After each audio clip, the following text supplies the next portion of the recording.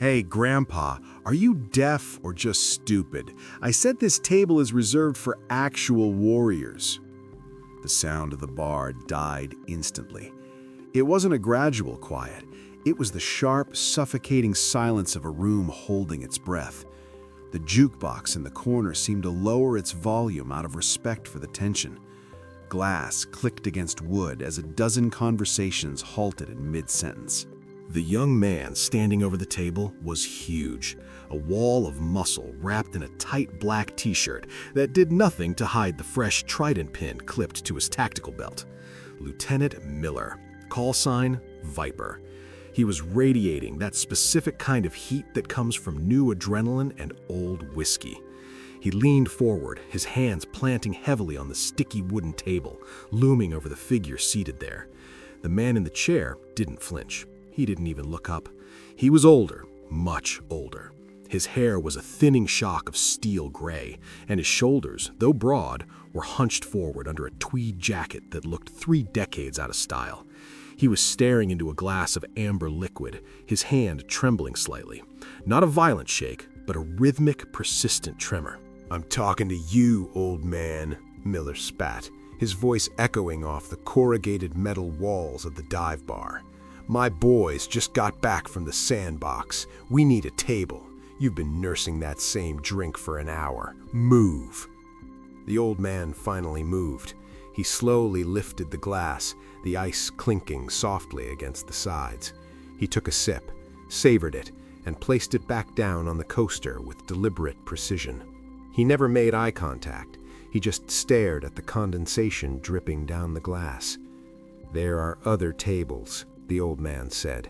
His voice was like grinding gravel, low, dry, and utterly unimpressed. Miller laughed. It was a harsh, barking sound. He looked back at his squad, 6 other young SEALs, all fit, all buzzing with the invincibility of youth, and grinned. "Did you hear that? He thinks he has a choice." Miller turned back, his smile vanishing. He reached out and flicked the old man's ear. "This is a SEAL bar, Pop. The only reason civilians like you are allowed in is to buy us rounds and thank us for your freedom. Now get up, or I'll throw you out myself."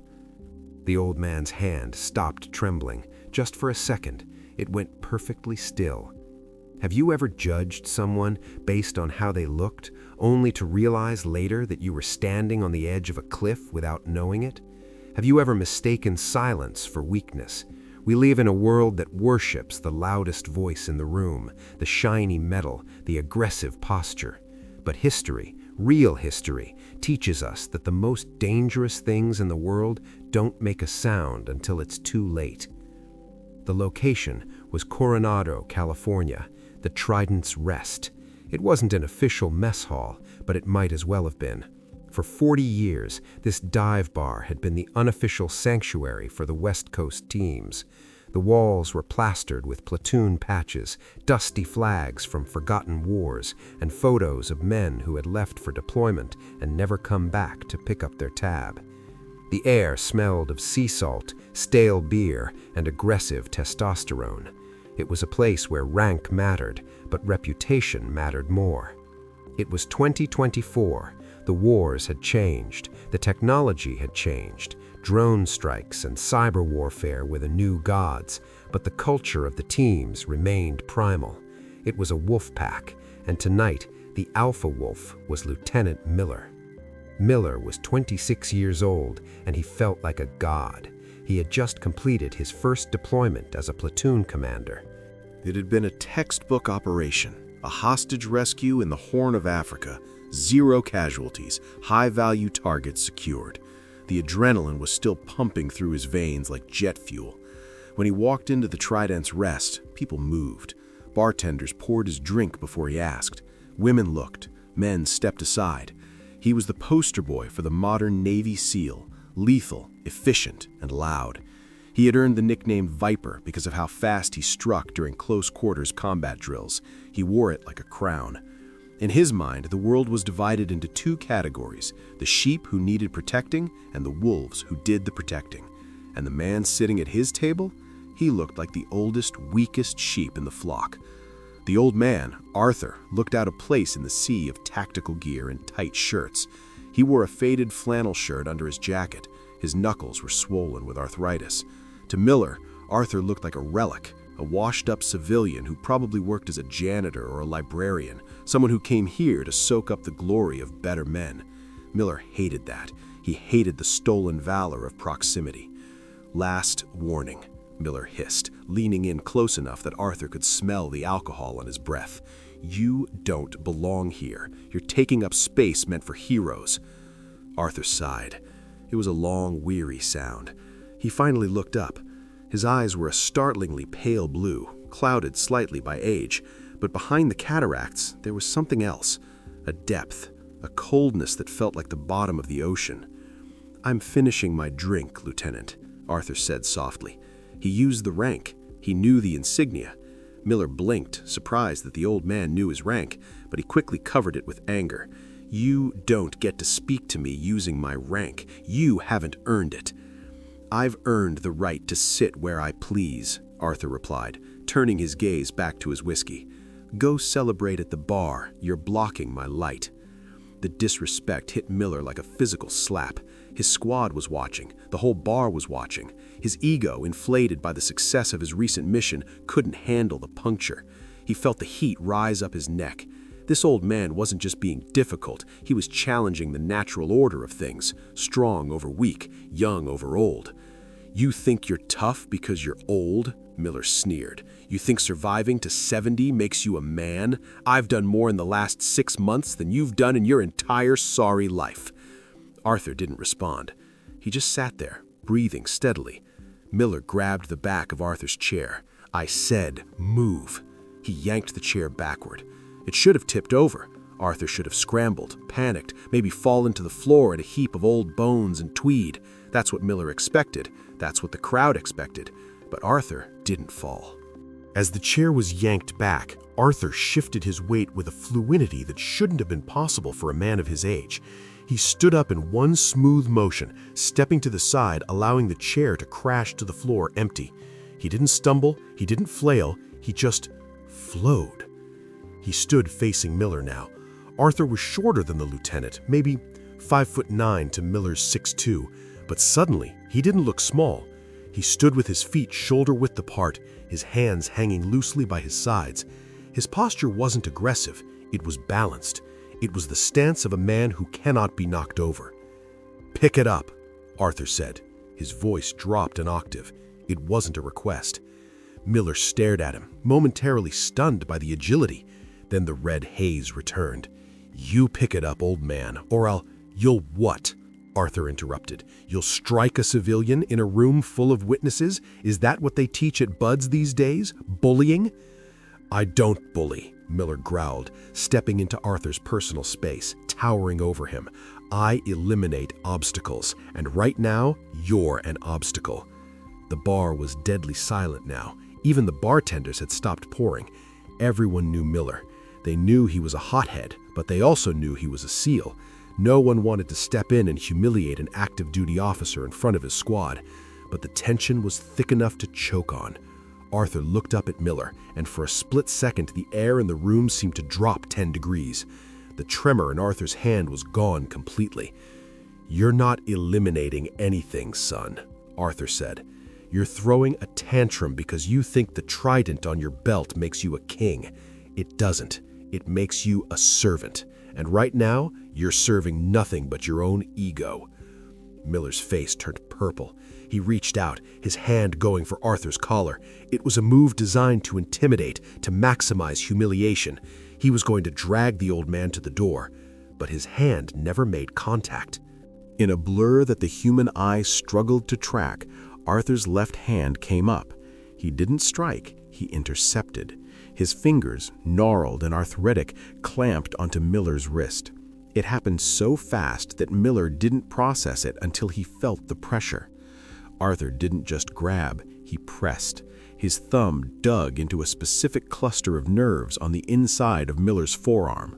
Miller gasped, his knees buckling involuntarily.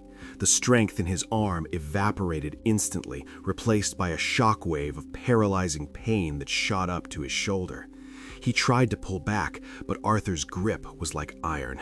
It was the grip of a man who had held things much heavier than a wrist.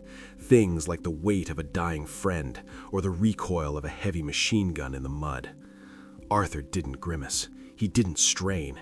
He just held Miller there, halfway to his knees, looking down at him with those terrifyingly calm blue eyes. "To touch," Arthur whispered, only loud enough for Miller to hear.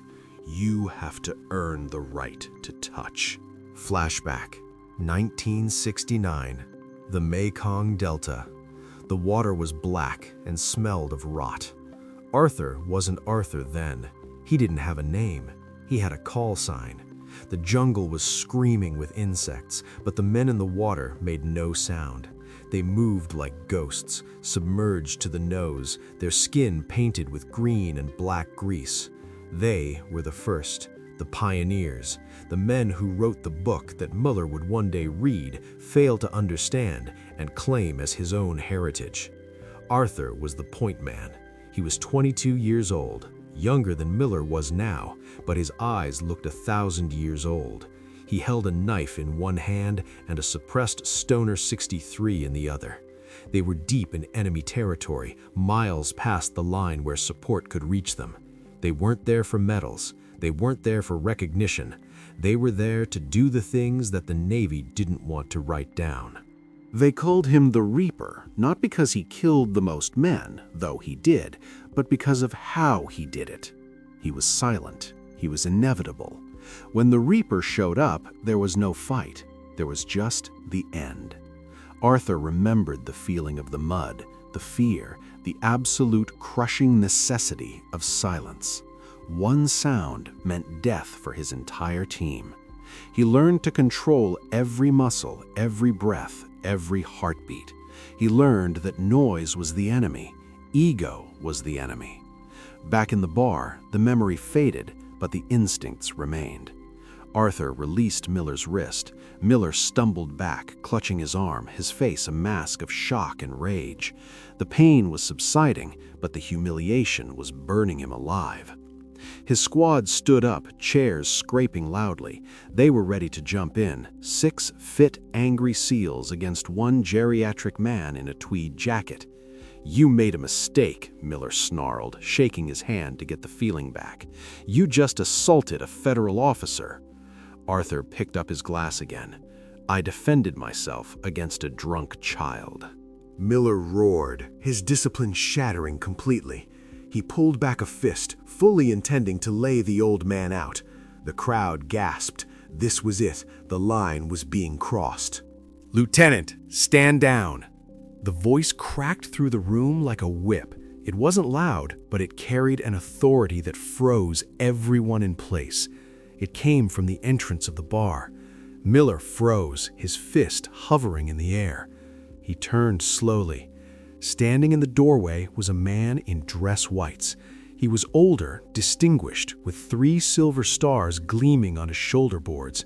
Vice Admiral Vance, the commander of Naval Special Warfare Command, the boss of bosses. The admiral wasn't alone. He had 2 shore patrol officers with him, but he didn't need them. His presence filled the room. He walked slowly toward the table, his eyes locked on Miller. "Admiral," Miller stammered, dropping his hand and snapping to a sloppy position of attention. "Sir, this civilian, he assaulted me. I was just maintaining order." Admiral Vance didn't look at Miller. He walked right past him. He walked straight to the table where Arthur was standing. The room held its breath. Was the Admiral going to arrest the old man? Was he going to throw him out? Vance stopped 3 feet from Arthur. He looked at the old man's weathered face, the tweed jacket, the trembling hand holding the whiskey.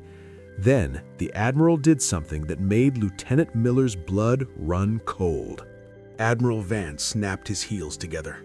He straightened his back, and he slowly, crisply raised his hand in a salute. It wasn't a perfunctory salute. It was a salute of deep, reverent respect, a salute you give to a superior, a salute you give to a legend. Arthur looked at the Admiral. A small, tired smile touched his lips. He didn't salute back. He was a civilian now, but he nodded. "Good to see you, Vance," Arthur said softly. "It's been a long time, Master Chief," Vance replied, his voice thick with emotion. He lowered his hand. Miller looked between them, his brain trying to process what was happening. "Master Chief? Sir, who is this?"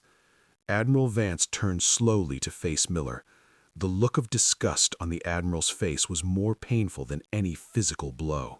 "Lieutenant," Vance said, his voice icy, "you just tried to punch the man who founded your unit." Miller's jaw dropped. "What?" Vance gestured to Arthur. "This is Master Chief Arthur the Reaper Sterling. Vietnam, 3 tours in the Mekong, founder of SEAL Team 2's Maritime Operations Division. The training manual you memorized in BUDS, the one about stealth and underwater infiltration, he wrote it with a pencil in a hospital bed after surviving a mortar round that killed everyone else in his squad." The silence in the bar was absolute. It was a holy silence. Vance stepped closer to Miller. "While you were bragging about a standard extraction, this man was swimming 5 miles up a river with a knife in his teeth and 3 bullet holes in his leg to save a POW camp. He has more confirmed kills with a blade than you have with a rifle. He has a Navy Cross, 2 Silver Stars, and 4 Purple Hearts, and he has never, not once, asked for a free drink or a reserved table." Miller looked at Arthur. He saw the tweed jacket differently now. He saw the tremors differently. He realized the shaking wasn't weakness. It was the nerve damage from the mortar blast Vance had just mentioned. It was the cost of the manual Miller had studied. Arthur took a sip of his drink. "Easy, Vance," he said quietly. "The boy didn't know." "He should know," Vance snapped, staring at Miller. "If you don't know the history of the ground you walk on, you don't deserve to walk on it." Vance ripped the Velcro patch from Miller's shoulder, the unit patch. "You're done for the night, Lieutenant. Get out of my sight. Report to my office at 0600. We're going to discuss the definition of the word quiet professional." "But sir—" "Go," Vance barked. Miller looked around the room. The admiration was gone. The fear was gone. The crowd looked at him with pity. He was small. He was a child who had tried to fight a mountain. Miller turned and walked out of the bar, his head down, the silence following him like a shadow. His squad followed, heads low, not daring to look at the old man. When the door closed, the tension broke. But the noise didn't return to a roar. It stayed respectful. Admiral Vance turned back to Arthur. "I'm sorry about that, Arthur. The new breed. They sometimes forget." Arthur shrugged. "They're young. They need to be loud to believe they're alive. We know better." Vance pointed to the empty chair. "May I?" Arthur nodded. "If you're buying." Vance chuckled and signaled the bartender.